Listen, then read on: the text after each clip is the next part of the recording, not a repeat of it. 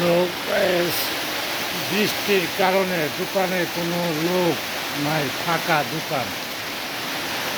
এত বৃষ্টি নামতেছে সকাল থেকে, অনর্গল বৃষ্টি পড়তেছে। বৃষ্টির জন্য কোনো লোক বাইরে থেকে পারতেছে না। আমার মাছের পুষ্কুমি ঘুরে গেছে এখনই। আমি মাছ ছাড়ছি, মনে হয় মাছ বাইরে চলে যাবো নাকি বুঝতেছি না। মাছ তো অনেক বড় হয়েছে।